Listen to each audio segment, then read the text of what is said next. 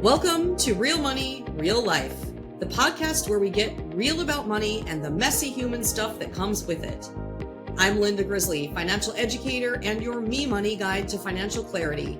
Each week, we dive into financial concepts and money strategies, but we always tie it back to real life, emotions, mindset, and how money actually shows up day to day.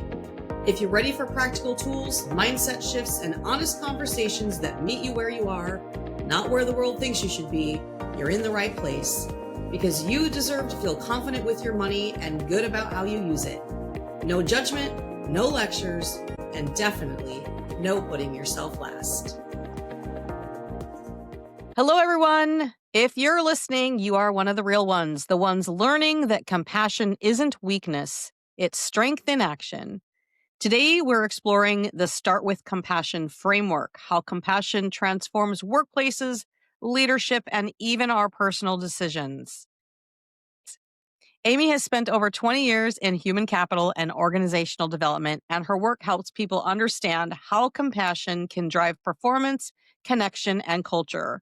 We'll talk about what compassion looks like in practice, why it matters more than ever, and how it can shape the way we lead, live, and choose. Amy is on a mission to help make our world a more compassionate place.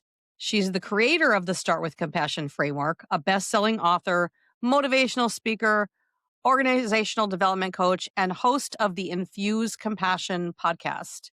With more than 20 years of experience in human capital and leadership, Amy helps individuals and organizations use compassion as a strategic advantage, building stronger connections, self-awareness, and lasting transformation. Welcome, Amy. Thank you. Thank you so much, Linda. It's such a pleasure to be here with you today. Thank you. I am looking very much forward to our conversation. For our listeners, Amy and I met at a women's conference, the Thrive conference, and we just had like the best conversation just meeting each other.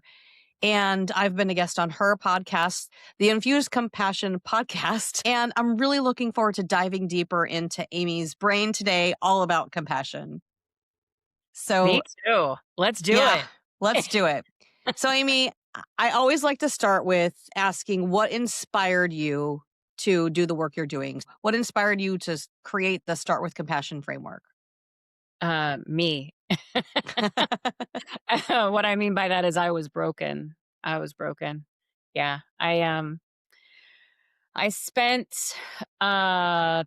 15 years with an organization, an incredible organization. I was able to travel all over the world, meet amazing people, do amazing things. 14 of those years I was in a remote role. And I did not know how to be in a remote role. Back then, they didn't talk about the importance of self-care. They didn't talk about the importance of shutting down, of you have to care for yourself. This was before COVID. This was before remoting really became what it is now. And there's really nothing that the organization could have done differently. It was 100% my responsibility. It took me time to realize that, but I ended up leaving the organization broken, lost, angry, resentful. I I believe it was burnout that I was in. When I reflect back, I really feel like I was experiencing 100% burnout. And I was able to take 3 months off, and I sat in my backyard. I drummed, I prayed, I meditated, I journaled. And in that time, I found myself for the first time. I was like, I went quiet, I went deep, I went inside, and I was like, damn, woman, you are broken. And in that time, I created the Start with Compassion framework. And then I started working the framework, and I realized listen, I didn't do it by myself. I had a therapist, I had a life coach, I had a lot of professionals out there helping me as well. But I was able to, it was like this puzzle on the ground, me broken, and I was able to put piece after piece after piece better or back together. And the end result was, oh, how wonderful is it to be reassembled in a better, healthier way? So there it is. Wow. That's a wonderful story that you were able to do that. So many Mm, people I know feel like that and they don't know how to put the pieces back together. yeah. So the fact that you were able to put it back together and then create something to share that knowledge with other people to help them put it back together is amazing. So thank you for doing this work. Thank you. Yeah. How did your years in corporate HR shape your understanding about compassion and how it shows up in leadership or doesn't show up in leadership? That's a fantastic question. I've been fortunate to have a full spectrum of leaders, full spectrum. I've had the best of the best, and I've had some that I would call the worst of the worst. And I learned something from all of them. But I had, I think at the end of the day, the leaders that really showed up for me had and I don't mean soft and cushy. I mean having the difficult conversations when the difficult conversations need to be had, having my back, listening, hearing me, putting me in situations where I can advance and grow, all of that. Every single one of those leaders was empowered. They were empowered to do their job at the organization. They weren't a puppet. Their leaders believed in them.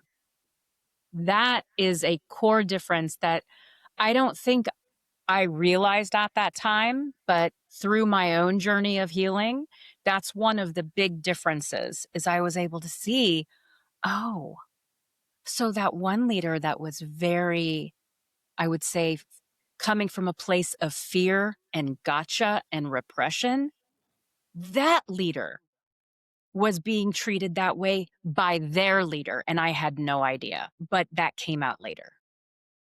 Oh, Yeah. yeah. Interesting. That's not always the case. Sometimes it's something from our past, has nothing to do with the work environment. But what I'm saying is when leaders don't show up as their best, it's there's so much more to the story, Oh, right? yeah. Yeah. There always is. Yeah. Okay. So, why do you believe compassion is the missing link in both personal growth and organizational success? What's the common thread of that missing link of compassion? Well, I think when we think about compassion, right, it's really an understanding that we're all suffering, right? That's really the heart of compassion. And it's saying, I can't fix you, but I can see you and I can sit here and I can be with you and I can feel you, right? And there's something so beautiful about the solidarity of that, the cohesiveness and collective energy of that, of listen, you're responsible for your side and I'm responsible for mine. I'm not here to fix you, but I'm not going to abandon you right now. I see you and I hear your suffering, right? Now, what can I do to support you as you move forward? I've started something this year. It was actually something that I learned from somebody at the Thrive conference.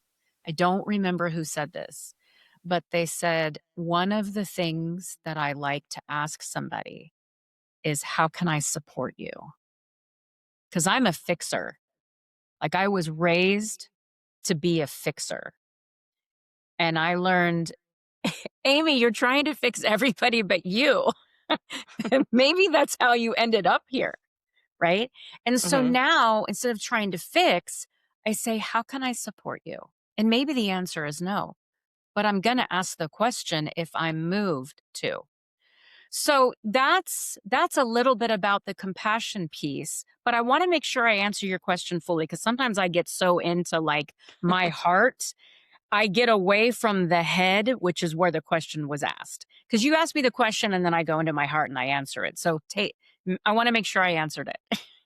So the question is it's about compassion being the missing link between both personal growth and organizational success.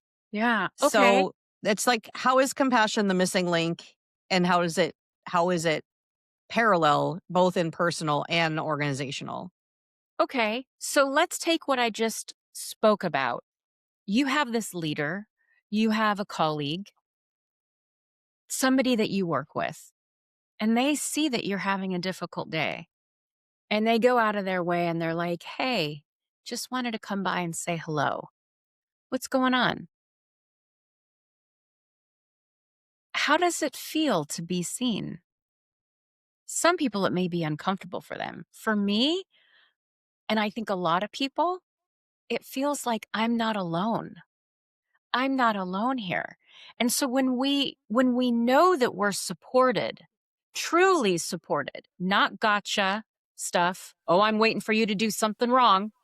I know you're going to mess up. That's not what I'm talking about. I'm talking about leaders that are really there, removing barriers, seeing the challenges that you're having, g- taking the time to do effective one-on-ones, taking accountability. Listen, I did not have your back and I should have, and I'll do better next time. Whatever that looks like. Imagine the loyalty and the trust and the engagement that increases organizational success, right? When we have leaders and colleagues that are there with us. When we feel like we're all on our own, working on a project, working on a deliverable, whatever it is, that's lonely. That's difficult. We feel like we're trudging this all on our own. But when we know that there are people around us that are supporting us, that's compassion. That's people saying, hey, you are not alone. I got your back. Yeah. And I can see how that in business and in, your personal or family life, I mean, that's great to have people that see you and can acknowledge that they're recognizing that you're in a certain space, right? That you're having a bad day or that you're struggling with something. And just to acknowledge and say, "Hey, I see you," instead of just going about your day and pretending like nothing is there. Like nothing is there. And if you take those same examples and apply it to the personal, so whether you have a partner in your life or whoever your primary person is, if that primary person shows you that they don't care in their actions, I only call you when I need something. I'm really not there for you when you need me. I interrupt you all the time. If these are the things, I'm showing you that I really don't care. That's exactly what I'm showing you. But if you have somebody in your life that's like, hey, come on, I thought of you today. And I was like, I want to go hang out with you. Like, it would just be really nice for whatever. I'm making something up. I'm pulling something out of the air, right? But I mean, like, isn't it just nice when people show up for us just because? Because Yeah, they love us? Oh my, absolutely. oh my gosh. They're giving their most precious resource, and that is their time.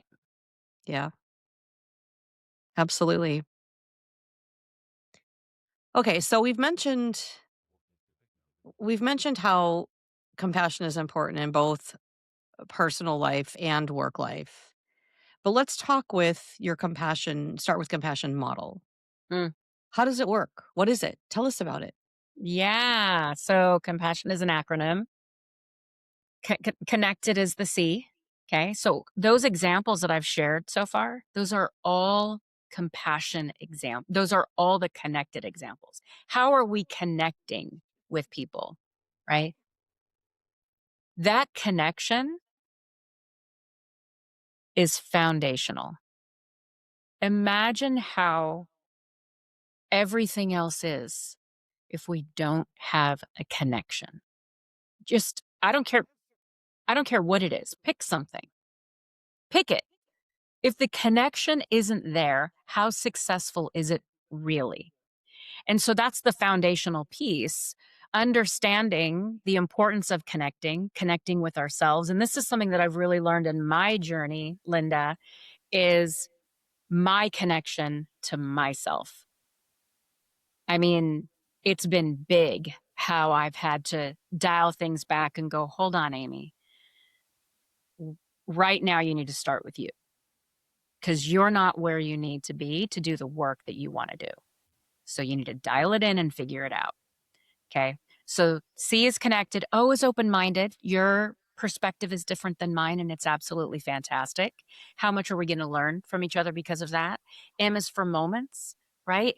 You, in any given moment, you have the power to show up in a way that could change the trajectory of your life. And how you show up truly does matter. So you can probably speak to 50 different things where the way that you showed up was 100% critical in where you are or where you aren't. The work that you do, Linda, it's all about the moments where we're looking at that $20 bill and saying, hold on, what am I going to do with this? That decision, that is a moment, right? I still remember from when you were a guest on our podcast and you spoke about your husband and the shirt, the golf shirt.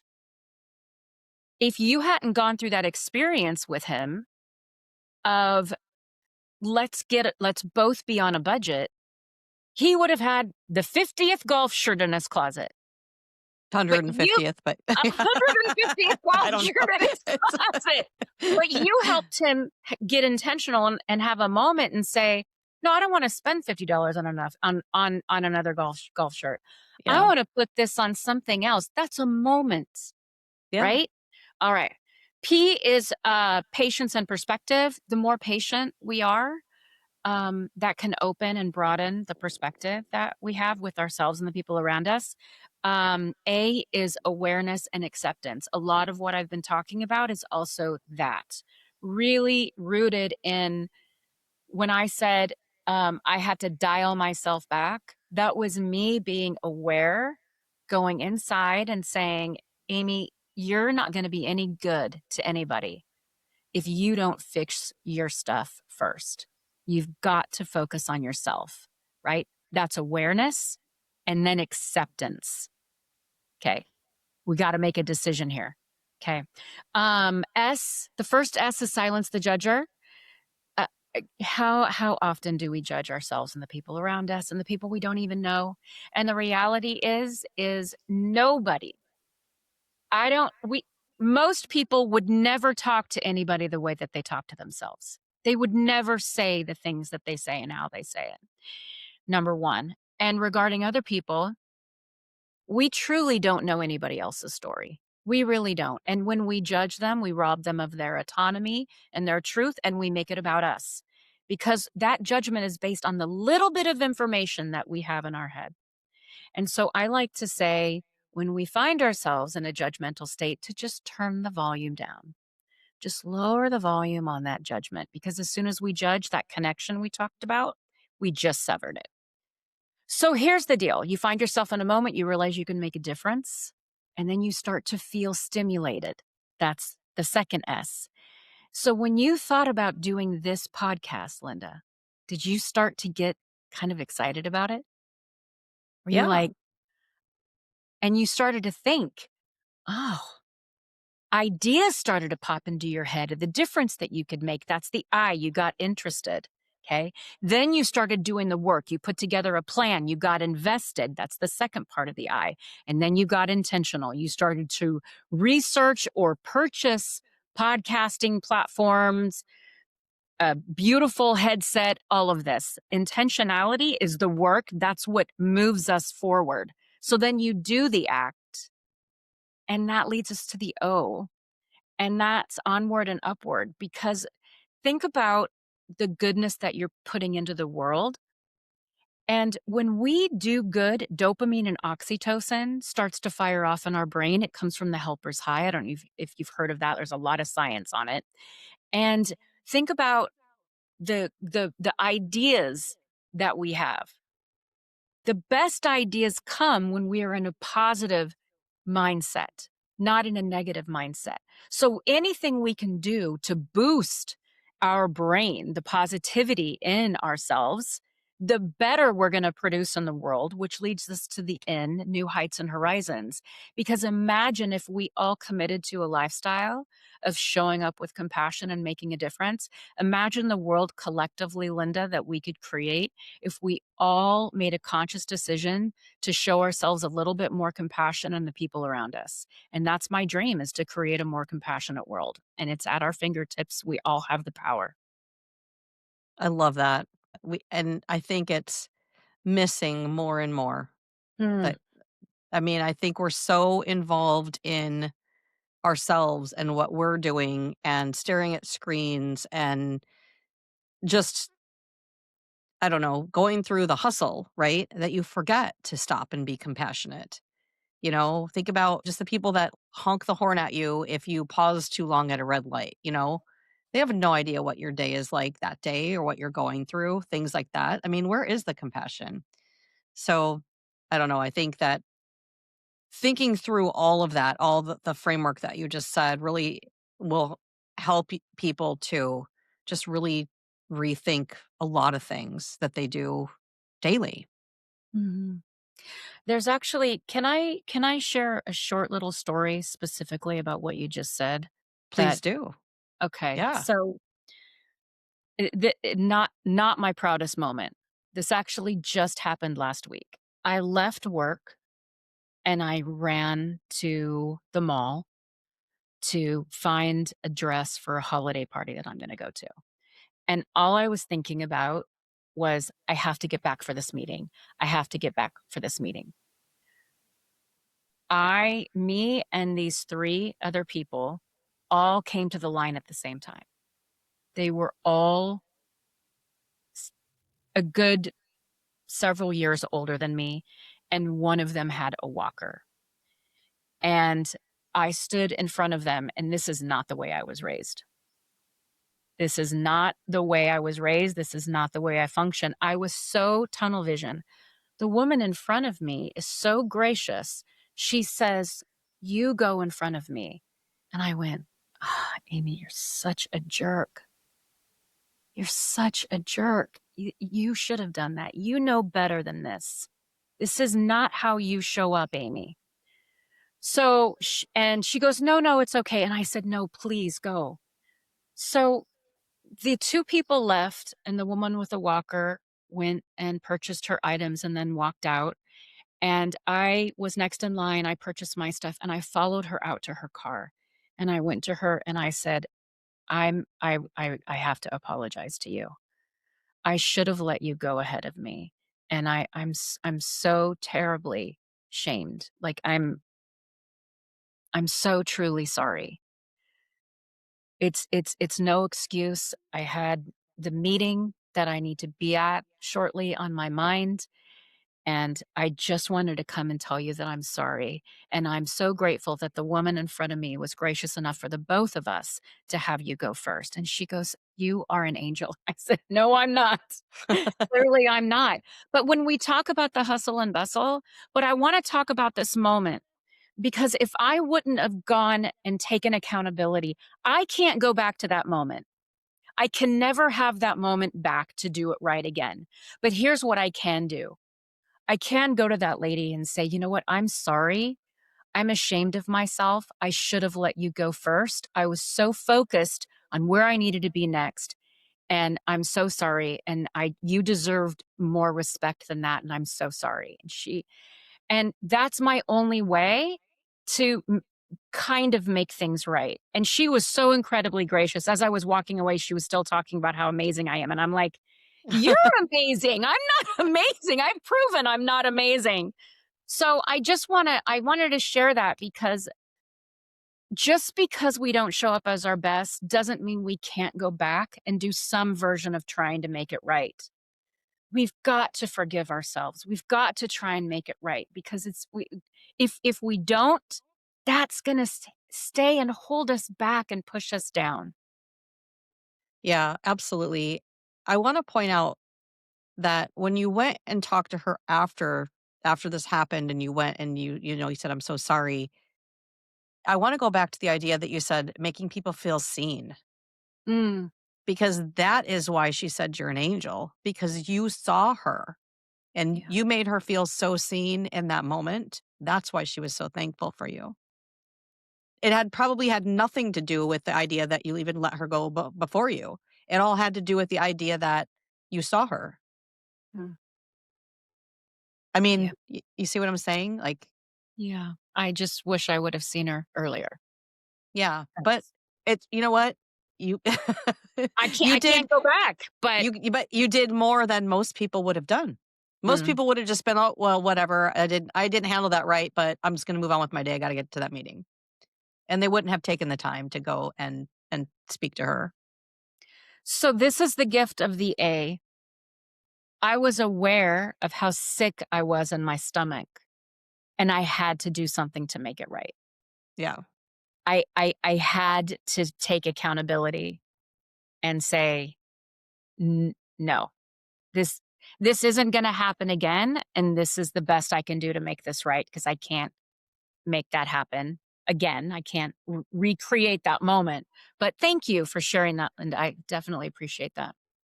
Yeah, of course. Okay, so since this podcast is called Real Money, Real Life, I wanna people are probably thinking we aren't talking about money at all. So I want to let people know that they can go listen to the Infused Compassion podcast and listen to the episode with me as your guest to talk more about money. But Mm, I would love to hear from you what you learned about compassion with money from our interview. yeah. One, I took your quiz and I knew what I was before I took it. And I think that it was really good validation and awareness of my husband tells me this thing, Amy, you can't save the world. You got to save yourself. Cause he says, I'm trying to save the world. And he's like, you've got to save yourself. You cannot save the world.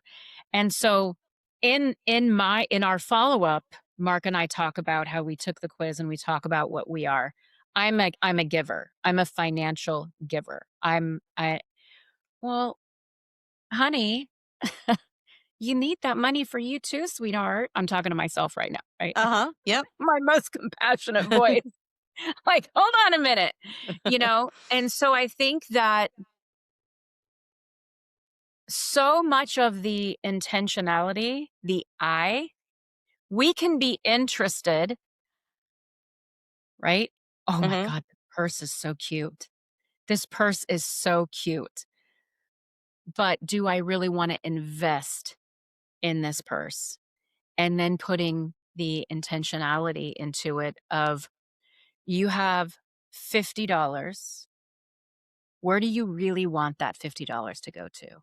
So I think the biggest takeaway was getting more intentional with a budget. Great. Great. Well, that's good because that's the whole me money method right there. Getting more intentional with how you spend. So I love that. I think that in having the conversation with you, one of the big takeaways that I had from our conversation was actually me talking about how I meet clients with compassion where they are, because so Mhm. many people come in to talk to me or come online to talk to me, and they're embarrassed by either what they have saved or how they've spent or debt or that they should know more. And they always feel like they come in expecting to be intimidated and, by the person that they're talking to, because they're like, I know they're going to tell me I'm doing everything wrong. I know they're going to tell me I need to do this. I need to do that. I don't have enough money, blah, blah, blah. Like they have all these expectations. And when they come and talk to me, I'm just like, tell me where you are. Tell me about, you and how you feel about where you are and where you would like to be and how you think you got where you are, whether you're ahead or behind or whatever. I like to know about them and meet them where they are.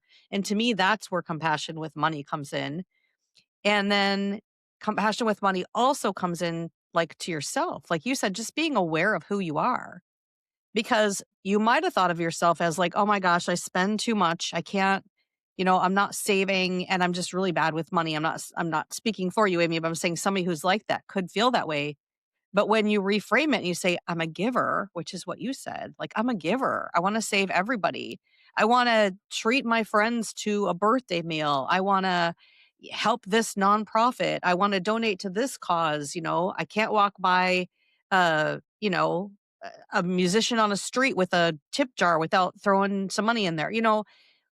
All of that is fantastic as a person. Like, that's a great person that wants to do all those things. So if it's costing you, you need to realize that and maybe, think about how you're giving and put more structure to it. But that doesn't make you a bad person. Mhm. Well, and I think you brought up something that I had forgotten, and that was the compassion. Out of all the financial planners that I've met, I don't think I've ever met anybody that works in the financial world that does have that compassionate place of, I'm not going to judge you, and this is a safe place. And I'm, money is so hard. It's so concrete. It's so tangible in whatever form it is. It is, it is zeros and ones, right? I mean, it is concrete. And you have this, when I heard you talk about your style, I was like, wow, literally are using my framework, whether you realize it or not. So much of how you do the work that you do, even in fact, what you just spoke about, you are using the framework. You're silencing the judger. You've got the awareness and acceptance. You've got the open mind. There's so much the connection that you create. You are literally working the framework with your clients. And it's so beautiful, that style. I'm curious, I'm going to flip the mic. How do you see coming with a more compassionate edge into the world of finance? How do you see that making a difference for your clients and for you? For me, it makes a difference because I got into the business because I wanted to help people.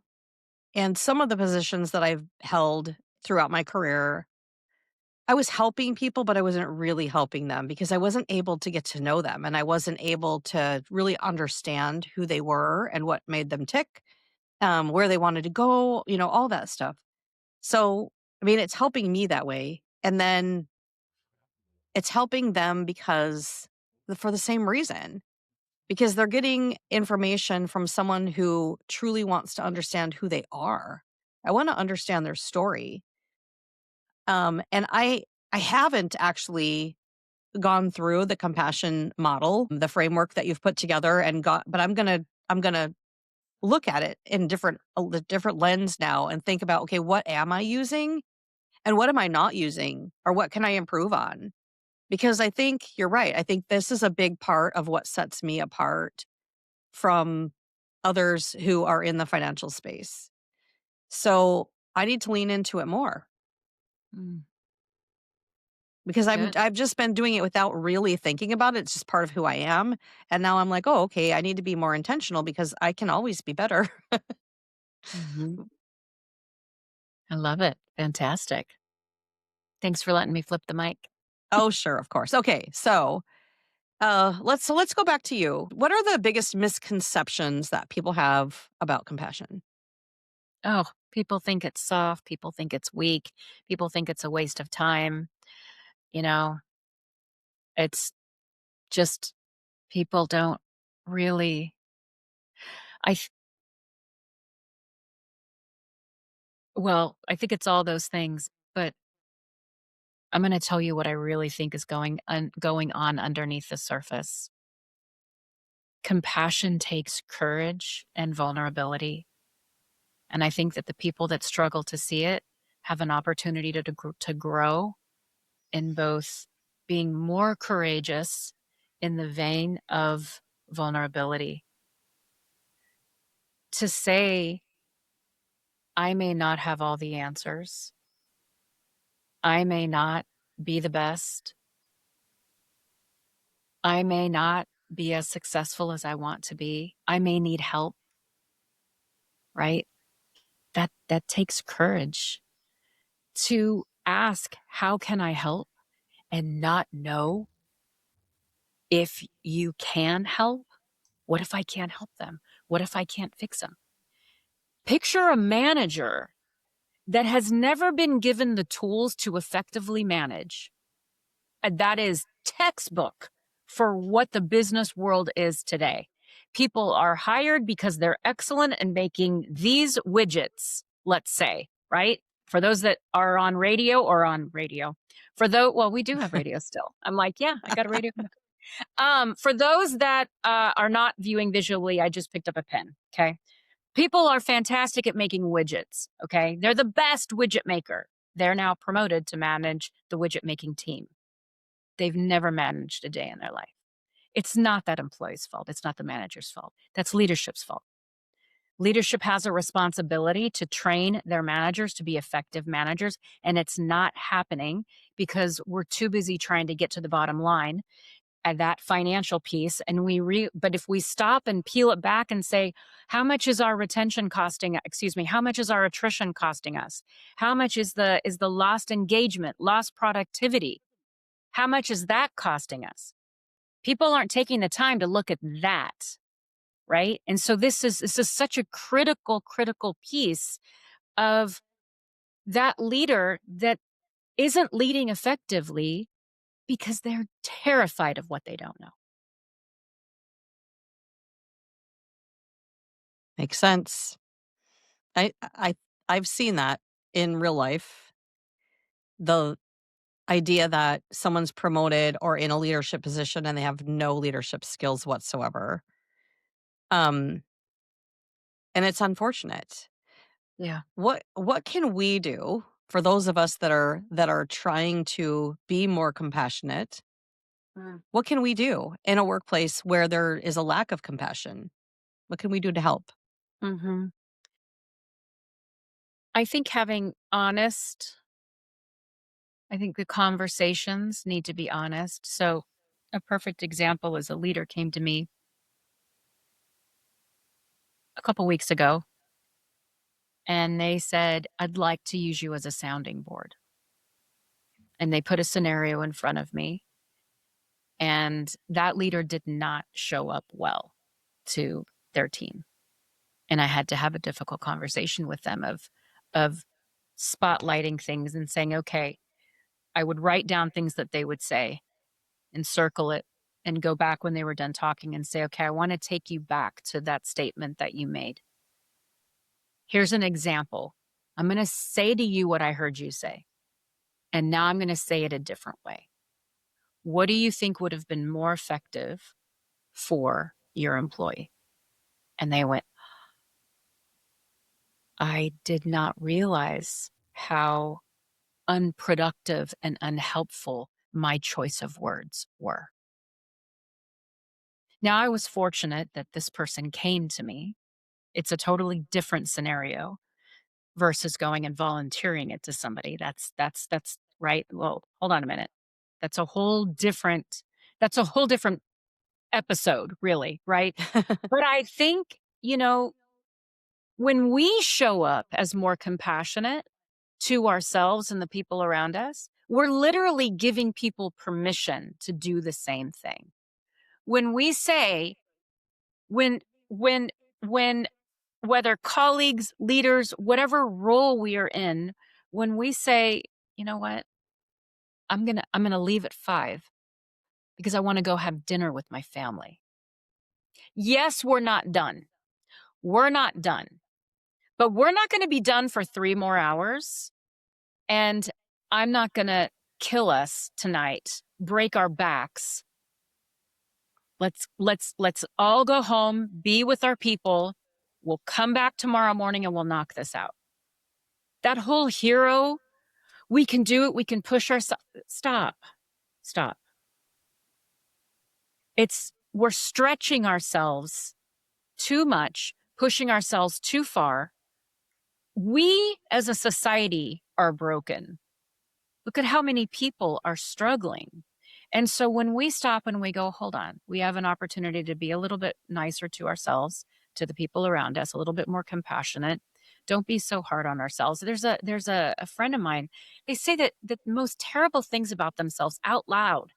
And I stop and I say, please don't say those things. Please, you deserve so much better than what you say about yourself.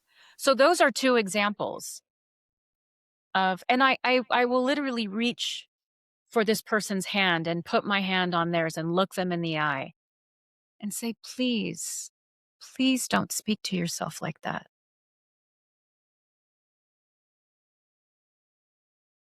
Yeah. That's strong though. I mean, that to have compassion for yourself, I think is almost harder than having compassion for other people.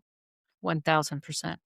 And I think that a lot of times you have to reframe it and ask yourself, if I was having this same conversation with a friend, what would I be telling the friend? Or if the friend was the one listening into this conversation in my head, what would that friend say to me? You know? Yes. Okay, so And you should be mindsets, your best friend. Hold on. and you should be, You yes, go ahead. you should be your own best friend. That's it.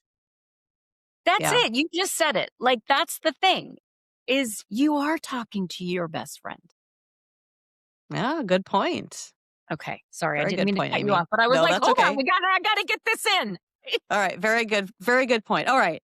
So I have to talk about mindsets and internal obstacles. How can someone reframe compassion as a strength? Because I think so many people think that compassion, like you said, is like a weakness. You know, if Mhm. I'm compassionate, then I look weak. Yeah. How can we help them reframe it to look as like a strength or to feel like a strength to them? I'd like to have an example. Do you have an example in mind of something that I can do a shift on? Well, I mean, we've been talking a lot about workplaces, so let's just stay there. Let's just Okay. say that you're recognizing that someone on your team, an equal, is Mhm. struggling Mhm. and you're afraid to acknowledge it. Okay, so I'm gonna jump in and I'm gonna take that. Okay. So, one is I started this thing. I've stopped asking what's wrong. Because we can Mm. see when somebody's struggling. Maybe not always. Some people are really good. You know, the duck and their feet are like this, but above water, hey, they Mhm. look smooth, right? So there's a lot Very of ducks familiar with out that. there that actually don't show, but there are others or more intuitive people that can actually see, hold on, something's different. And so one is I've stopped saying what's wrong because that implies that there's a problem. There doesn't have to be a problem, right? That's just where this person is right now in this moment. So I'll stop and I'll say, "What's going on?" "Oh, well, yeah, there's some stuff that happened this week and it's been a little challenging." "Okay, did you want to talk about it?" "Yeah, I kind of do."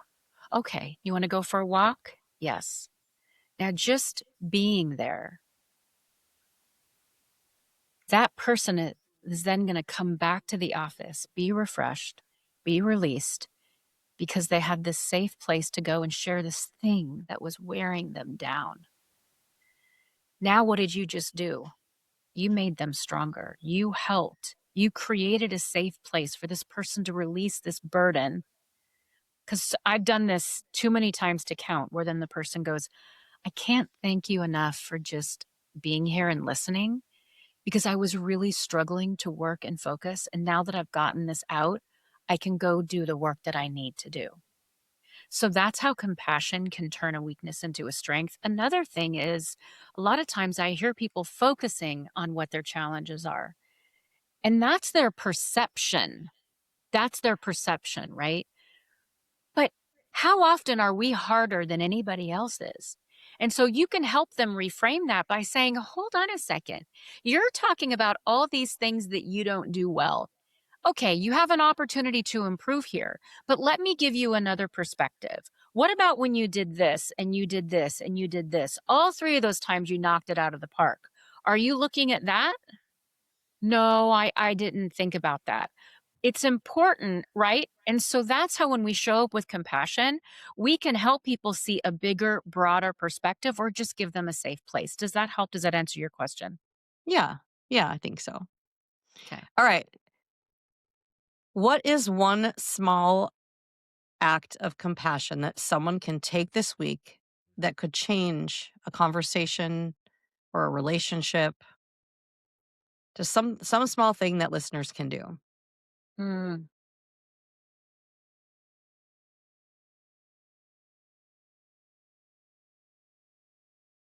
don't make it about yourself. Good one. I'm going to give you an example. I was recently in a place and two people were less than 5 feet away from me, staring right at me, whispering. It was very uncomfortable. It was very uncomfortable. And the old me would have gone up to them and been like, dude, what's up? Like, really? Like, I would have been confrontational. Okay. But I've learned through working the framework, like, all you did was showed up as unprofessional. Right. And so I was like, okay. So I was in the middle of what I was doing. I finished and then I turned around and I just walked the other way because I can't change them, but I can change me. And so I was like, okay, I chose to reframe it in my mind and say, Amy, just because they were looking at you doesn't mean that they were talking about you. Not everything is about you. Move on. And it was such a gift to release that. So just Yeah, let it go. Don't, don't, don't don't let things hook you. Don't make it about you. absolutely. All right, Amy, tell us who needs to find you. Who do you work with? Organizations, individuals, leaders? Tell me who needs to come and find you. Oh, thank you. Yeah. So you can find me at startwithcompassion.com. Easy. Amy at startwithcompassion. And I love working with women. I really do. I work with men as well, but I love working with women as a one-on-one coach. I do workshops and where we do empowerment work, we do compassionate work, and I love working with. I work with all sorts of leaders, but particularly female leaders, because I think so much of the time we struggle to show ourselves compassion. We are so busy helping everybody else around us, and so it's really kind of like more of a workshop and a coaching perspective, where I come in and I support. And so if anybody is looking for that one-on-one or maybe a group team building experience, it's just a beautiful. I've had many of my workshop clients come back and say the woman who showed up today is not the woman who is leaving. And that's like the greatest compliment that I can receive. So if anybody's looking to really connect with themselves and help to find the no, no, I'm not going to do that for you today because everything that you say no to is an opportunity to say yes to something that you do want to do. I've gotten so good at no's. Oh, great. No, you just have to get better with the nose with your money. That's right. That's right. And then I'm all over social media, Yeah. SWC with the heart. That's Yeah, me. I love your logo. But yeah, I mean what you just said is the same concept. So I didn't mean to throw the money thing back in there again at No, you, but it's the same that's your point. concept. You have to just get better at prioritizing what you're spending your money on and also where you're spending your time and putting your energy. So thank you so much for being here, Amy. I have a whole bunch of links of all of your social media that I will put into the show notes so people can find you on whatever their preferred platform is. And thanks so much for joining us to talk about compassion today. Thank you. Thank you. It was a joy. And for those of you that are still listening, thank you so much for listening to the end. Your closing nugget is compassion isn't just kindness, it's courage in motion. And every time you choose compassion over control, you create change that lasts. Thank you for listening. Please join me in my free community, a space for real talk, fresh starts, and women who are done putting themselves last. Check the show notes for a link.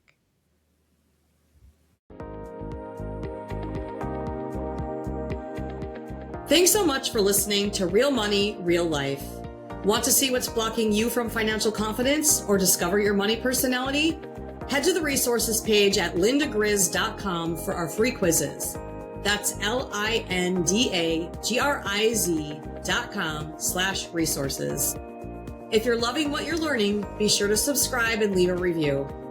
I'm your Me Money Guide to Financial Clarity, Linda Grizely, and I'll catch you next time as we talk more real money, real life, because you deserve to feel confident with your money and good about how you spend it.